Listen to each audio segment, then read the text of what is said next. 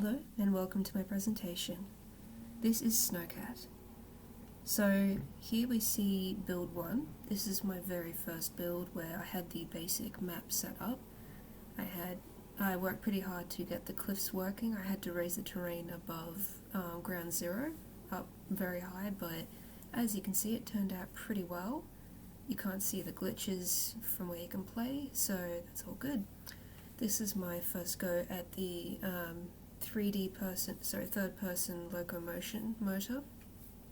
As you can see, you can go in and out of the fence. I hadn't added any colliders at this point, but this guy came with a collider on his own. You can see the Pro Builder base floor that I made. I made it out of Pro Builder before I did anything else. Then I added the terrain.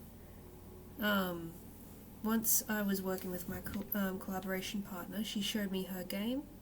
It was amazing, like her lighting, the way that she used darkness and shadows with the sound effects, the water and everything. That gave me a lot of ideas for my own project. I didn't use as many post-processing filters as I would have liked, with some issues with the lightweight rendering profile, but yeah. So here we see some awesome glitches. I had to work to fix these by changing the input and affecting how animations changed. One issue I had with this was the AI characters had no input, and therefore how do I change their animation states? Here you can see their AI tracking how they'll follow you, but no running. That was fixed later when I discovered, dot velocity to add to the coding. Here I'm showcasing how you can jump onto rocks and objects and climb up on them. When you go up there you can see the guy trying to follow you from down there. Here you can go around the fence, because at this point I had added colliders. This is just showing some of the area past the fence that you can get to, also how they'll kind of locate you and witness you through the fence. I had two kinds of AI controllers at this point. One of them was that one. This was the second, which was the one I'm using now. He could see me through the fence and he still tried to get to me. The other one just wandered around. And here we have a fun little physics experiment I had with this guy. You can bounce him out of the way just like that. Yeah. So here's the camera, a model that I put into the game. I wanted to generate this idea of looking down at this really high up place down at the valley floor. It worked out really well with using rocks for the cliff edge. And at this point I'd added the idle animations as well. So here is the finished build. I've added a menu system. You can use the options, but you can't actually change any of the volumes. That's just a placeholder for now.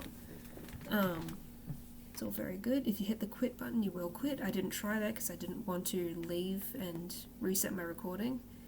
So here we'll hit play and see the final project. So you'll immediately see a particle system's been set up. There's snow blowing past. There's also tiny little specks of snow. If you look carefully right now, you'll see that. You can see the idle animation playing. They finally got the animation states to work properly.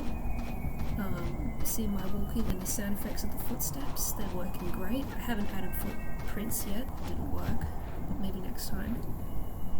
Up here you can see some of the snow effects. You can see how you can climb up on the rocks. My running animation is working perfectly along with the sound effects. The enemy has its own walking sound effect. You can see it changing its animation states now as it runs. I love how the running animation looks. I came up here to get a good look at those particles. There's a few systems set up, but two different kinds. One is the foggy clouds and one of the specks. But you can also see a lot of clouds down at the very bottom to cover the valley floor. It gives it this incredible this presence and look on the ground. And now there is a collider added to the fence. You can't go through it, so I added a method to get through the fence.